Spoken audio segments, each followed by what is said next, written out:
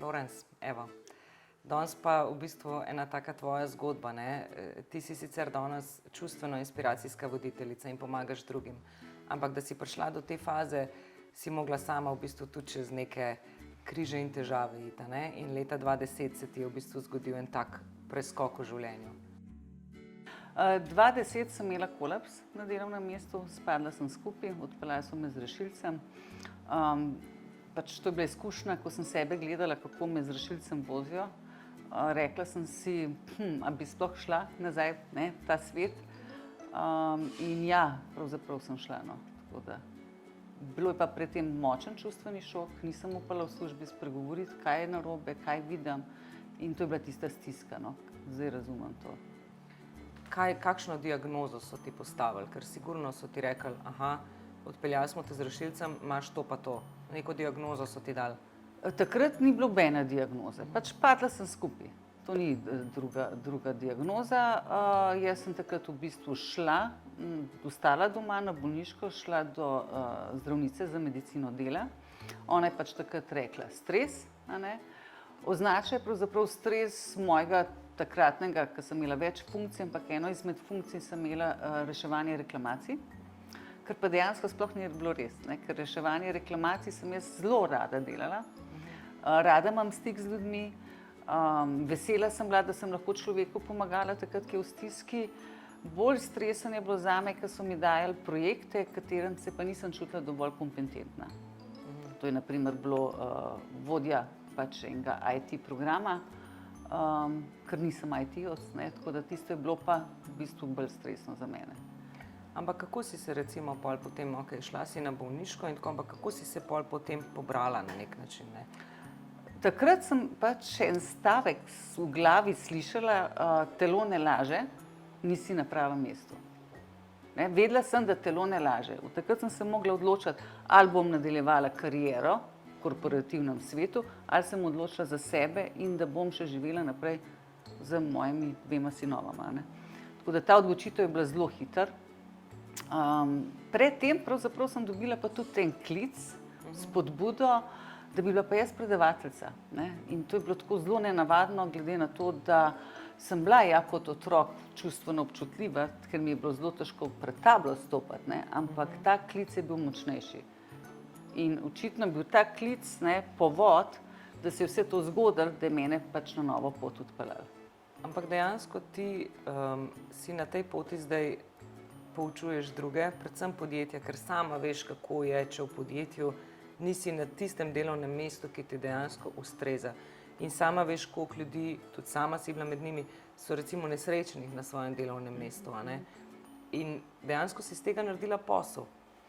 Ja, jaz vedno sem pač, po naravi mi je to. Mi je po naravi ali mi je pa oče morda tako zelo dobro enkrat rekel, Flora, ne hodi mi s problemi, pridi mi z rešitvijo.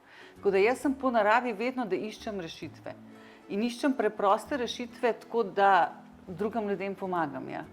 In v podjetjih, ja, so težave vedno večje, zaradi slabih odnosov, zaradi izgorelosti, zaradi frustracij. Tako da, ja, sodelujem s podjetji zaradi tega, da se izboljšajo odnosi, čeprav dala sem si poklic trenerka dobrih medosebnih odnosov in razvoj čustvenih in socialnih kompetenc, no, to je ta. Kako si ti v bistvu se iz te izgorelosti, iz tega, ko si bila dejansko v rešilcu in na nek način na dnu svojega življenja, ne, kako si se z tega ven zvlekla? Kaj vse si počela, da si dejansko prišla do te faze, ki si zdaj, ne?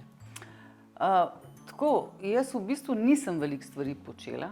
To je bilo neverjetno, glede na to, kar vidim zdaj, kako si ljudje pomagajo z raznimi delavnicami, različnimi tehnikami. Jaz sem imela res zelo veliko srečo, da sem eno tako res odlično stvar spoznala. Proces prisotnosti, in to gre za povezano, zavestno dihanje, a ne. In dihanje, ljudje mislimo, ne, se vsi znamo, 10 let nazaj so rekli, ja, Flora, ti už dihanje učila, se kdo pa ne diha, ne. Dejstvo je, da mi res ne znamo dihati, ne. In knjiga Znanost diha, v njej piše, da če bi ena generacija se naučila pravilno dihati, ne bi obstajale bolezni sploh. Toliko je pomembno dihanje. In ta dihanje je mene zelo hitro pripeljalo, sicer po eni strani do boljšega počutja, po drugi strani pa niti vedela nisem, da je to tako močna duhovna tehnika, s katero jaz v bistvu sebe spravim v teta možgansko valovanje, pa tisto, ko je podzavest pa zavest, ne? To se pravi, jaz sem padla v nezavest, ne? Tudi to ima en smisel, ne? Podzavest, tik preden se zbudimo. In v tem stanju smo mi kot otroci do 6. leta največ, ne? In smo kot spužve, in ko mi enkrat začnemo s to tehniko dihati, dejansko spomini iz otroštva začnejo, pa ne spomini kot tako umsko, ampak v bistvu čustveno, ker čustva so v telesu noter zapisane. Ja. In meni so se sprožile pač močne čustvene reakcije, sprožili so mi tudi okolje in hvala Bogu, jaz temu rečem, da cel proces pa prav dela na tem, kaj s tem narediti. Ker jaz kasneje sem videla, ne, da so začeli k meni stranke hoditi, ne vem, z joge ali pa ne vem, kolegice, ki se tudi s temi stvarmi ukvarjajo, bolj z duhovnimi, da grejo ljudje na duhovno prakso, zato da se bojo boljš počutili, ampak takrat, ko izvajajo jogo ali pa takrat, ko se gre v meditacijo, dejansko še šele sprožajo te stari spomini. Ne vodijo pa te prakse, morda ja, ne, če smo res sledimo enemu učitelju, zagotovo, ampak kaj s tem narediti, ko se sprožite? Kaj s tem narediti, ne? In tukaj je v bistvu ta proces, ki ga jaz učim, kaj narediti, ko je močno čustvo pride na površje, star spomina, ne? Vsi pravijo, da vse te naše tegobe današnjega časa, ne, ker recimo zdaj živimo pri 30, 40, kakorkoli, se v bistvu odražajo to, kako smo mi bili kot otroci, ne? Ja. Kaj je nas zaznamovalo in vedno tukaj pridemo na starše, ne? Ponavadi, kako so nas starši zaznamovali. Se ti zdi mogoče, da tudi ta izgorelost, ki je kasneje prišla, ne? Pa temu, da mogoče že na začetku nisi sledila sama sebi in temu, kaj bi rada počela, da te tudi to na nek način odpeljalo do te stopnje? Tako je, v bistvu čisto vsakega človeka pripelje na en način, ne? Mi se temu sploh ne moramo izogniti, ne? In mi pač imamo v sebi, v telesu te travmice, so majhne, ne samo svoje, tudi od svojih staršev, ne? Jaz na primer sem nervozo, ne, potegnila v sebe, niti vedela nisem, da je to sploh ni moje, da je čisto od moje mame. Pol, ko sem šla noter, sem žalost sploh nisem jaz bila zavedna, da je to lahko moje, bilo je pa od moje babice, ki je 2 sinova v vojni izgubila, ne. Tako da mi, a smo zavestni pa pri sebi, ali pa delamo kot avtomati, niti ne vemo, da se slabo počutimo, oziroma, ko se slabo počutimo, iščemo rešitve v boljšem počutju in to je vse zunaj nas, ne? To se pravi, grem teč, se bom boljš počutila, ne vem, moški mogoče en viski spijem, se bom boljš počutil, hodim tja, da sem boljš počutil, ne gremo pa v telo, da odpravimo te stare spomine. Dejansko jih lahko odpravimo pa samo pač s tem, da se ponovno povežemo, no? Ponovno povežemo z dihom, srebrno nitko, ki ločujemo pač materialno pa duhovnost, ne? Vsak človek je duhoven s prvim vdihom. S prvim vdihom ena sila deluje skozi nas, da naše telo tako lepo usklajeno deluje, da v naravi vse funkcionira tako, kot funkcionira, mislim, halo, ne? Kdo to vse, eno reče, to Bog, ampak ga gledajo gor, ne? Da je nekje gor, te religije, Bog gor pomagal, mi se ne zavedamo, da je to vse v nas. Mi imamo noter ta sistem. V DNK-ju je en tak prazen prostor, ki ga znanstveniki sicer zdaj opazujejo, gledajo, ta inteligenca univerzalna, ne. In odvisno je, kdaj se mi popolnoma zaupamo te inteligence. Sploh, da ljudje to začnemo gledati, ne, da smo del narave, mi kot ljudje, ne. Okay. Eno je seveda, da ne poslušamo več dovolj narave, da smo postali malo gluhi za njo, ne.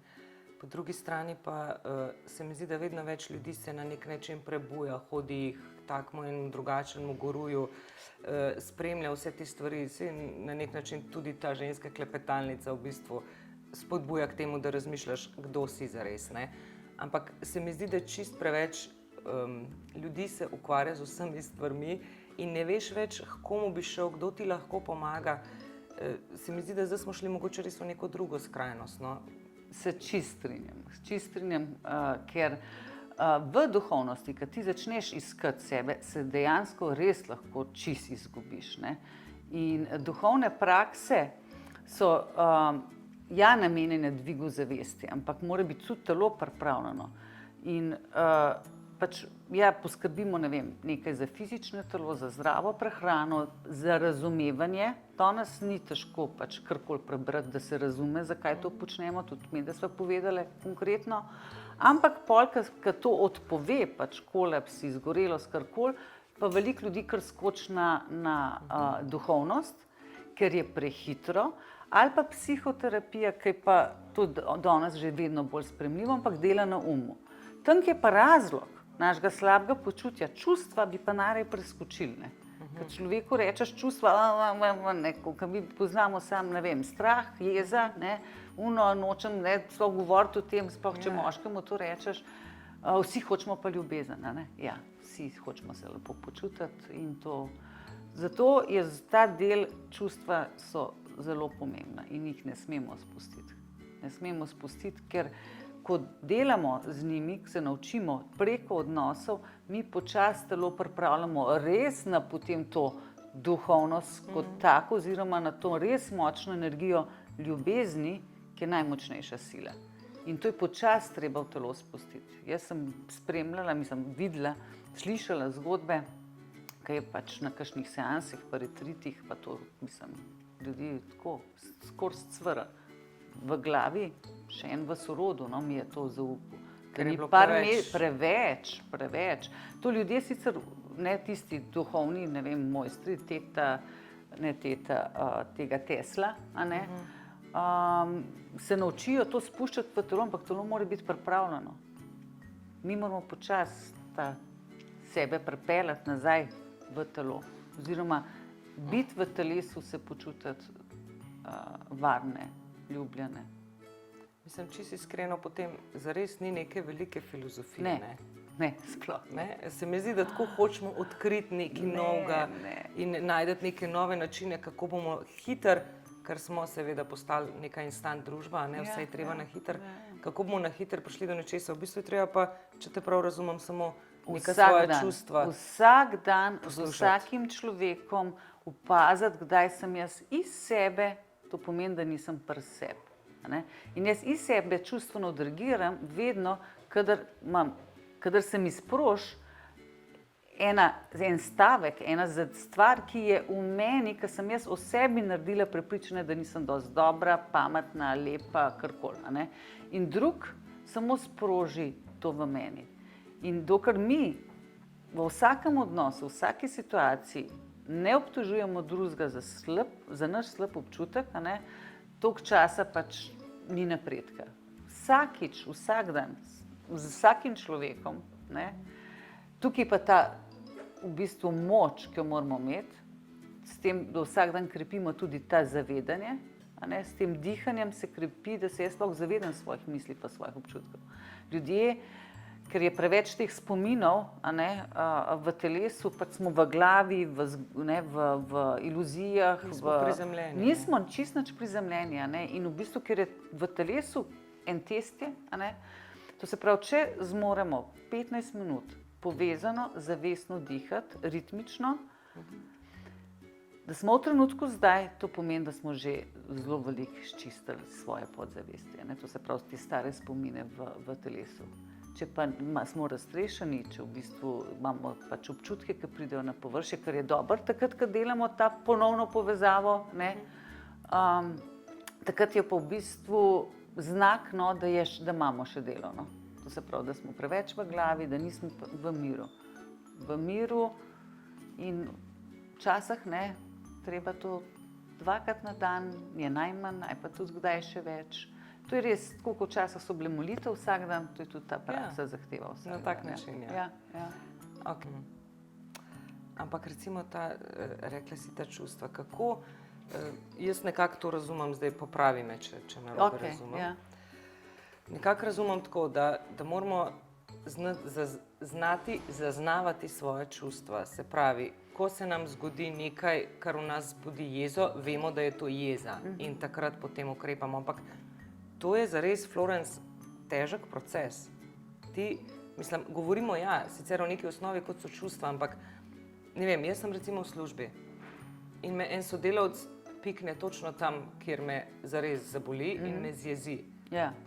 Jaz moram takrat vedno iti potem nazaj v sebe in sprocesirati, zakaj sem jaz zdaj jezna. Veš, to je delo, to ni spontana reakcija. To kdaj pride spontano potem? Ja, seveda, to je zelo hitro pride spontano. Aha, ni zdaj, da moraš stalno razmišljati o teh čustvih, kaj se mi je zgodilo. To je trening, pač, ko si ljudje, ki niso prisotni toliko v telesu, začutijo samo živčnost, frustracijo. To mi je bilo enkrat zanimivo. En direktor je rekel, počutim, kako se frustriranga. To se pravi cel telo. On ni zaznal v telesu, v trebuhu, tukaj, ne vem, pri srcu ali v grlu. On ni to zaznal, ampak cel živčen sistem se mu je stresel. Rabo je ogromen teka, da je to pač to notranji pritisk sprostil. Ko pa mi začnemo trenirati, ko pa mi vemo, to se pravi, naprimer, v primer, en sodelavec te spravi v strašno jezo, to se pravi, ta jeza je v tebi. Zdaj, v procesu, to, kar jaz učim, bi ti to jezo prvič priznala, prav je, da sem jezna, ampak s tem dihanjem, je pa to kot res eno orodje, ki prideš enkrat v stik, to se pravi, da te ena energija poboža in zaceli rano. Takrat je zaceljena, ker ta jeza jo mi je treba not ustati v njej. In s tem dihanjem mi lahko sploh not ustanemo, ker drugače premočno je, prevelika sila, prevelika potreba, večina še tako jezo rečejo, pa pet boksati vrečo, da ven daš, ali pa teč pet, ali pa rečejo še druga možnost, mislim, ne rečejo, ampak večina pa to hitro potlača. To se pravi, nič ni tazga, pač mi sam razjezil. Ne, super je, jaz sem hvaležna za vsakega tazga, ki sproži še meni občutke, ker mi pokaže jeza, naprimer, to je majhen otrok znotraj nas, ki ni mogel izraziti sebe, ki je bil nemočen in mi pač moramo čustveno odrasti, mi moramo postati močni, odločni odrasli, ne pa jezni, cepetavi otroci. In komunikacija, to se pravi, se spremeni z istim človekom, ki bo enako naredil, nič več ne bo jeze, ampak samo odločno se mu bo povedala, kaj ni všeč in kakorkoli. V bistvu me za konec mogoče še zanima, kje ti vidiš prihodnost naše družbe, kaj bi morali ljudje sami pri sebi, da ne bo to, ker dejstvo je, da je danes res veliko bolezni, od raka do izgorelosti, nekih psihičnih bolezni je vedno več. Kaj bi recimo mogel človek na vsakodnevni ravni narediti, da bi naredil največ, kar lahko za svoje zdravje?